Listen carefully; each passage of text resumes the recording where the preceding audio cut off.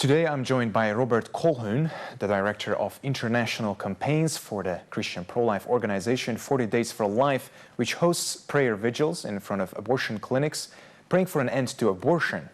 Robert, a father of 5 children, came all the way from London to visit 2 Central European countries, Serbia and Hungary, to assist the local leaders in coordinating 40 Days for Life campaigns. Robert, thank you so much for being here with us today. Thank you very much indeed.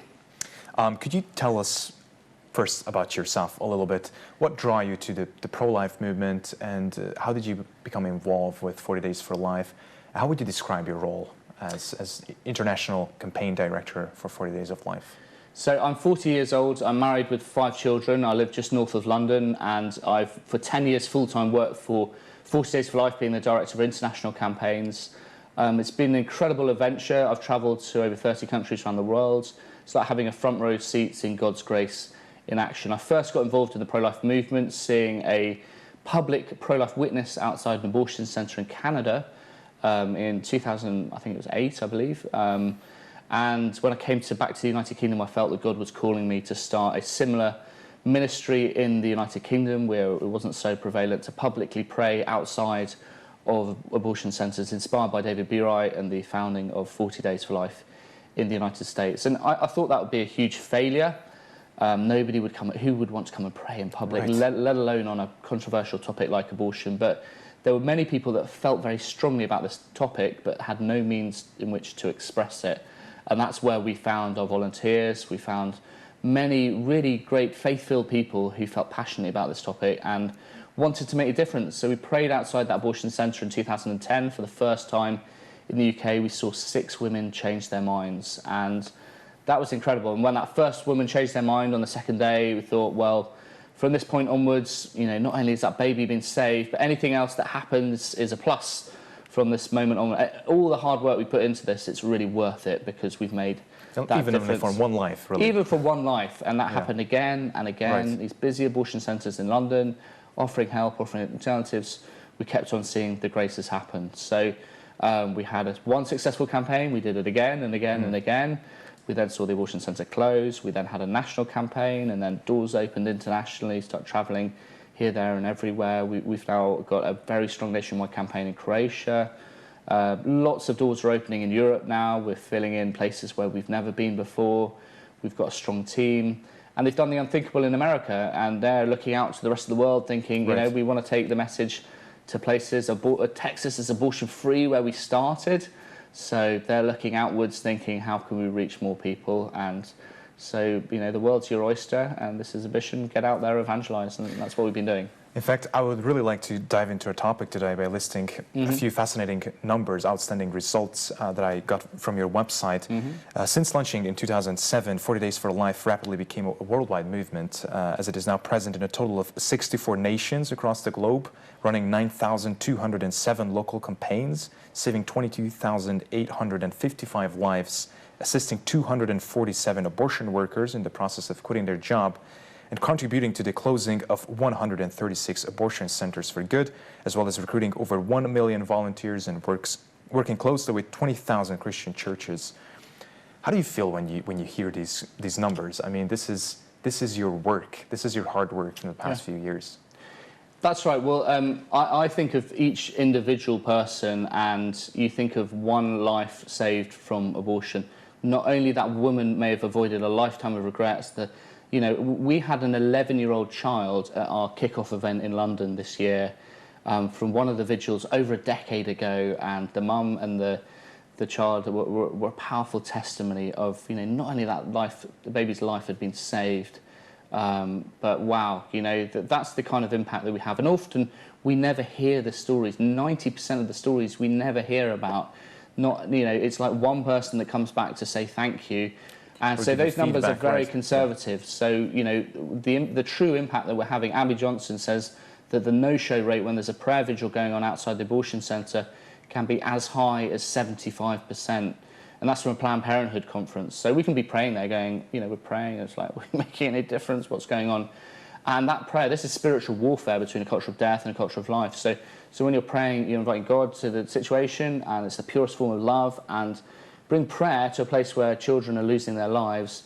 and all havoc is breaking loose in the abortion centre. And that's why this ministry is so important. Both the places where I organise campaigns, those abortion centres closed in central London. And we even had a vigil, 23 babies saved in one campaign. Almost every other day, somebody changed their mind, went to the crisis pregnancy centre. Some of the busy abortion centres have 50, 100 abortions a day. And if you're offering leaflets outside, even if 0.1% or 1% of people stop to talk to you or have a change of heart and change their mind, cumulatively, those numbers add up very quickly and very fast. And, you know, we've had faithful countries who've had thousands and thousands of volunteers. Every single Latin American country pretty much has a campaign now. So we've got great scope for growth. There's great opportunities. We've had huge results. But it's one person at a time. You know, somebody asked Mother Teresa, what are you going to do? End poverty? You know, and she said, like, one person at a time. And if we take that approach, you know, what small act of love can I do? Even one small act of love, small action.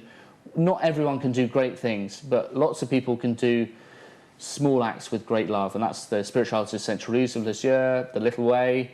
If lots of people can do that, if we can have 100 people in this community and they all come and pray and do small acts with great love, then cumulatively we can accomplish the unthinkable and have great impact on the pro-life movement. Right. Yeah. And I mean, you're praying in front of abortion clinics, but that's not always that easy. I mean, you're facing many challenges in your work.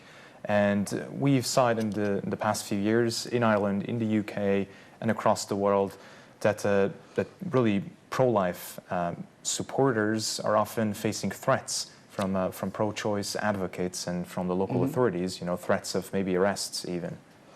That's right. So the biggest challenge we've had is buffer zones, where the government will come and ban any presence outside the abortion facility, meaning that you cannot stand within 100 to 200 metres of the abortion centre. But we've been challenged in all sorts of different ways, especially in the United Kingdom. We've been tested by fire. So we have a national government trying to ban us. We have local councils trying to criminalise our work for standing there peacefully and prayerfully.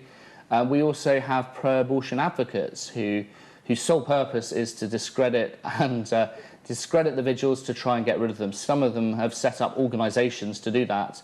And so the attacks are very sophisticated, very challenging, and their sole purpose of the organisation is to criminalise our activity. And so that's a huge challenge in and of itself, but many of our volunteers have been humble, they've been courageous. Some of them have been arrested for silent prayer, but the opportunity to witness has grown exponentially because of that. We've been challenged by the police, who sometimes have acted inappropriately.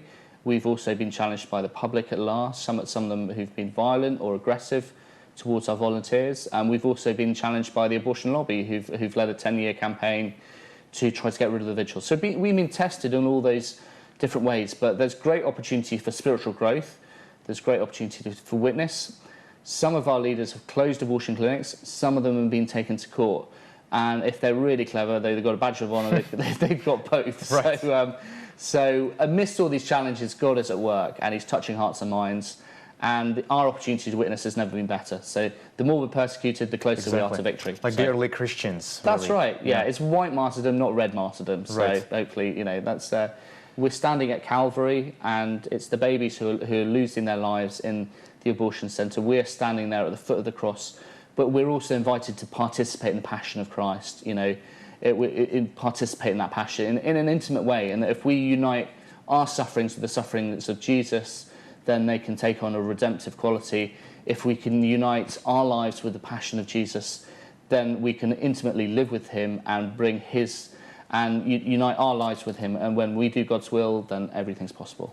Do you get discouraged sometimes? I mean, we are talking about democratic societies and really countries here, which are supposed to protect the freedom of assembly, freedom of movement, freedom of speech, and freedom to practice religion and to speak freely. And really, it's been it sounds like to me really crazy.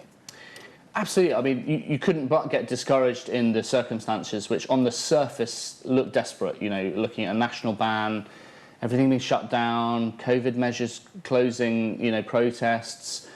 We've been challenged in each and every single direction. So the natural human reaction to that is discouragement. But the devil also sends you arrows of discouragement, distraction, deflection, anything to put you off course, because you're standing at a place where, which is spiritually very significant because children's lives are being lost. So you've got that. But then on the deeper level, from the sort of situation looking desperate, there's profound meaning and there's profound opportunities for witness.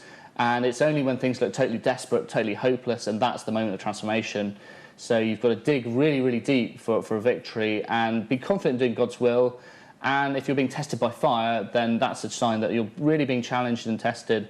And that's the opportunity for growth, for development, that you have to go through all these experiences. And then at the end of it, a much more positive path is available. But just look at the big victories, Roe versus Wade. These things are possible for any European country to happen, to see huge change possible. But it happens, one person at a time. We have to be in the trenches doing the work. And if we're not doing that, then, how are we going to see that change? And so easy to be discouraged, but dig deep, trust in God, believe in prayer, keep sticking in the ministry, and all these things will happen. Whenever you're confronted, Yeah. what would you say is the strongest argument against abortion? Whenever a woman approaches you, say that, hey, this is my body, this is my choice, and I'm the one who decides whether or not this baby is going to live. Like, how would you talk to them really in an effective way? So I think Stephanie Gray has done really good work in how to engage with people, meeting them where they're at and understanding and reflecting their views back to them. So, often in the privacy of their own homes, a lot of people change their minds, and it's not about winning an argument. And we've got a book on apologetics about how to make the arguments. We can make the arguments as well, but we need to show people that we care, and we need to have coherent, logical arguments. And we need to awaken people's consciences. Often people can have been affected by their own abortion experience, and that's the first thing to deal with before winning an argument. So meeting somebody, asking why are they asking the questions of, why are they asking that particular question? Where are they coming from? Listening to them, trying to understand their viewpoint. It's at that point. And then if we can come across as reasonable, compassionate, human, and then, that's when we can reach hearts and minds. It's not winning arguments, it's listening to people, loving them, caring for them. If they know that they care for you, that you're authentic, that you love them, that you care for them, then their hearts will open up. And at that point, it's like, well, then we can, really move on to further truths about abortion. We can have logical arguments all day long, but, it's just loggerheads if we don't go dig deep. Why do people believe what they do? Where are they coming from? What experience have they had in the past? If we can find out those things, then we can reach people's hearts and minds in a much easier way. Speaking of Hungary, yeah. We have a 40 Days for Life movement also here, which has been present in Hungary since 2021, and since then it carried out 5 successful campaigns. And it seems like other cities around the country, bigger cities, are also open to organizing these vigils and campaigns. Based on your experience, what would you say? What is your opinion really about the Hungarian pro-life movement? What are its strengths and its weaknesses, and how do you think they can maybe grow and really find more of, I guess, a stronger, reach broader audience? What do you think would be these? Well, the leaders here in Budapest and Hungary have done an incredible job for many years. They've led many campaigns, and this is a great place to witness. There's abortions happening in the hospitals here, and many European countries have abortion up to 12 weeks. So there's more conservative laws than some places in the United States. But you have a friendly government here, and you have Christian politicians, you have Christian leaders. There's been a heartbeat bill as well. So there is much more consensus here than in other Western European countries that are far more secularized. And in that sense, there's a great opportunity. So the biggest thing is to really set the pro-life movement on fire with mission, with passion, to set the whole country on fire with God's love. And 40 Days for Life can be a starting point, like the beginning of the end of abortion. It's a great campaign, it's simple, it's easy to organise, it's hard work, but the prayer really works. And then if we can adapt that to the country of what really works here, what are the ways that reach hearts and minds, what are people passionate about in Hungary, what's an angle, say the heartbeat bill, what's an angle here that can captivate people? Maybe it's post-abortion ministry, maybe it's getting out to young people, maybe it's finding a really dynamic way to do community outreach. So there's plenty of scope to do a lot of good for the pro-life movement here, to set it on fire, to get a strong nationwide campaign going. We've seen great campaigns in lots of different European countries. You don't have a huge amount of opposition here, which we do in the United Kingdom. You don't have protesters coming out to the vigils, but it's engaging the churches, it's meeting people one-on-one, it's understanding mission and then setting the country on fire for that mission too. You mentioned the heartbeat law, yep. heartbeat regulation or bill, whatever you call it. I don't know how you call it in the UK. And it's been here in Hungary since 2022, I believe, September or October. What do you think? Do you think this is an effective regulation? Like we saw this, of course, in other countries as well. Yeah. It means that the mother is subjected to listening to the heartbeat of the baby in her womb. You think this is an effective regulation? So they had a similar bill in Texas. They had a heartbeat bill. Now Texas is largely abortion free. So ultimately, to have pro-life laws is the goal. We want to see an end to abortion. But having transparency, having truth in the abortion debate, allowing women to see the ultrasounds.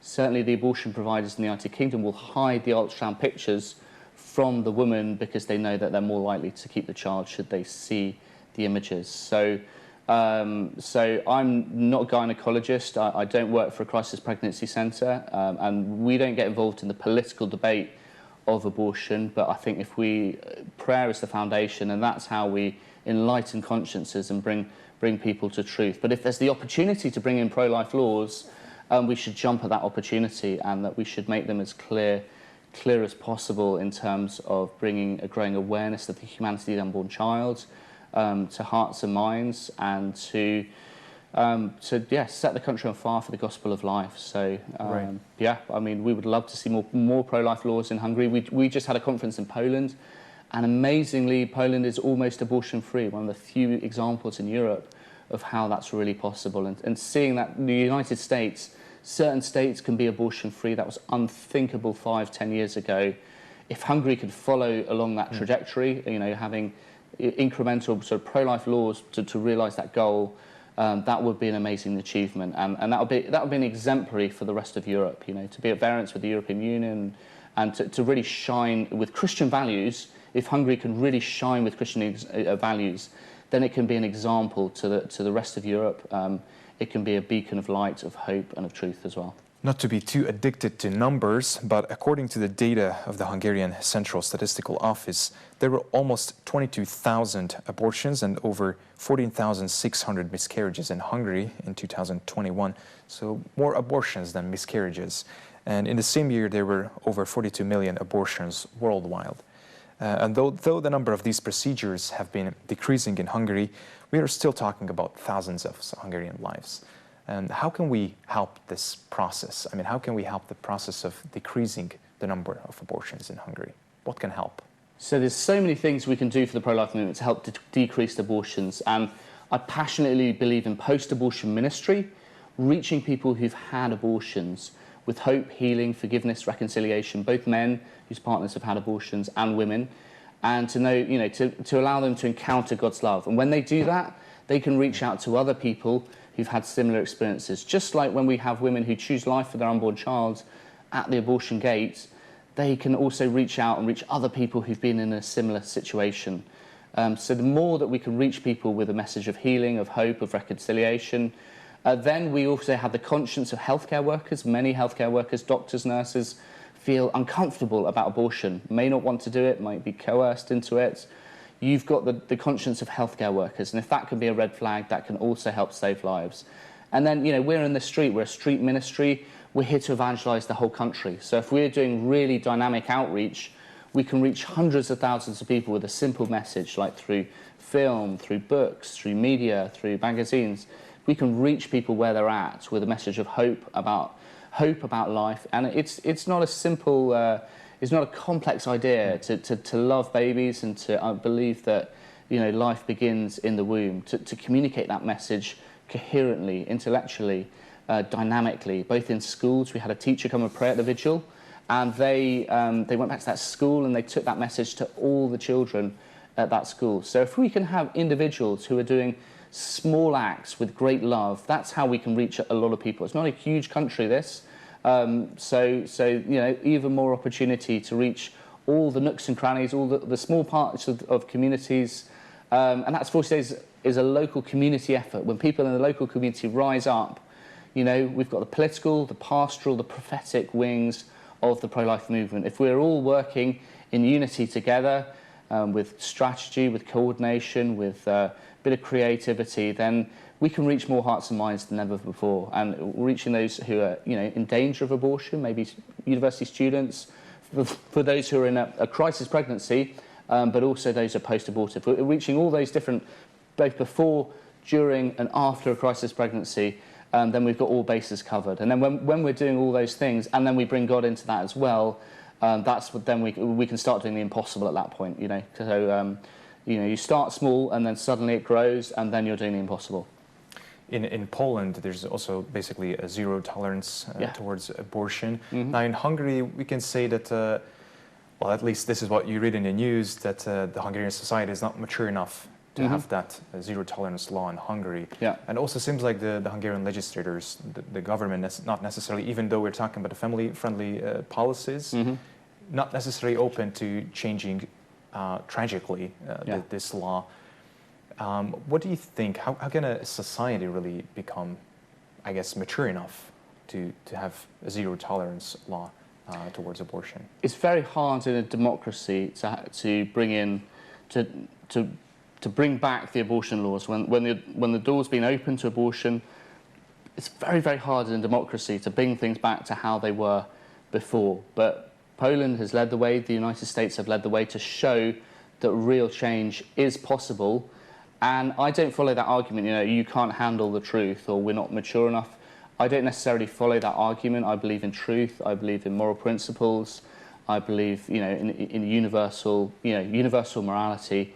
And, you know, perhaps we need more awakening of the public, you know, about the truth about abortion to demonstrate exactly what abortion entails. And at that point, it can become unthinkable. So I think, you know, countries are ready for pro-life laws. Right. But also, you know, there's the law of the heart as well. You know, we can have pro-life laws, like in Nigeria, abortion is illegal, but then the abortion pill is common and, you know, very common around the country. And, you know, the abortion is common despite the fact they have fully pro-life laws. So you can have double standards in many different ways. So, or they would travel to a foreign country and do the abortion. Exactly. So there's lots of loopholes and there's lots of loopholes and there's lots of difficulties. But the main thing is the human heart. And I think how, you know, we can have pro-life laws, but we've got to have God in our heart as well. If we can't have laws in one thing and then have our lives in a completely different place. You know, we need integrity, but we need pro-life laws as well.